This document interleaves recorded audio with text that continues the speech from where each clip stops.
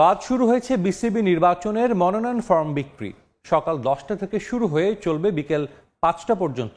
এই মুহূর্তে মিরপুর শেরে বাংলা ক্রিকেট স্টেডিয়ামে আছেন রিপোর্টার তারেক হাসান শিমুল। সবশেষ খবর জানতে সরাসরি যাচ্ছি তার কাছে। শিমুল, এখন পর্যন্ত কে কে ফর্ম কিনেছেন বিসিবি নির্বাচনের?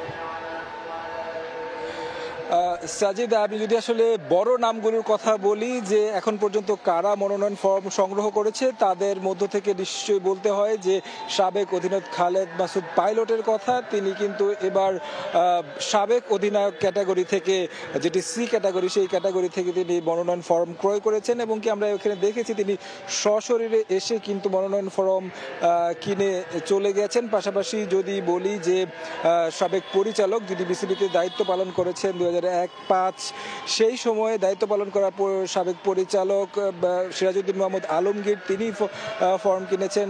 সি ক্যাটাগরি থেকে আরও একজন ফর্ম কিনেছেন দেবব্রত পাল, যিনি আসলে কোয়াবের সাবেক সাধারণ সম্পাদক ছিলেন এবং কি দীর্ঘ সময় ধরেই কিন্তু বোর্ডের কাউন্সিলরশিপের দায়িত্ব তিনি ছিলেন এবং কি তিনি ফর্মকে ক্রয় করেছেন। এবং পাশাপাশি এ ক্যাটাগরি, যেটি আসলে জেলা এবং বিভাগীয় যে ক্যাটাগরিতে রয়েছে, সেই ক্যাটাগরি থেকে কিছুক্ষণ আগে নোয়াখালী জেলা থেকে কিনেছেন মোহাম্মদ ইকবাল হোসেন, তিনি আসলে ফর্ম কিনেছেন। পাশাপাশি যদি বলি যে বড় যারা আসলে নাম রয়েছে, আমিনুল ইসলাম বুলবুল, তামিম ইকবাল কিংবা আসিফ রাব্বানির মতো যারা রয়েছেন, তারা আসলে আমরা যেমনটা জানতে পেরেছি যে দুপুরের পর অর্থাৎ 2টা কিংবা 2:30টার দিকে তারা বোর্ডে আসবেন এবং কি মনোনয়ন ফর্ম সংগ্রহ করবেন। পাশাপাশি যদি বলি যে এখানে নির্বাচন কমিশনের পক্ষ থেকে যারা প্রিজাইডিং কর্মকর্তা নিয়োগ দেওয়া হয়েছে 9 জনকে, তাদের মধ্য থেকে তারা আসলে দায়িত্ব পালন করছেন ফর্ম বিক্রি করার।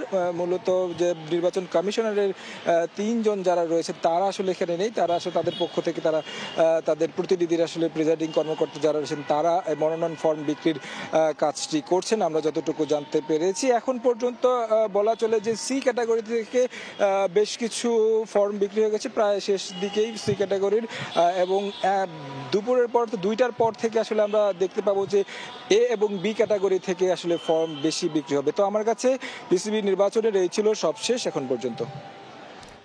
আমাদের সঙ্গে বিসিবি থেকে যুক্ত হয়েছিলেন রিপোর্টার তারেক হাসান শিমুল।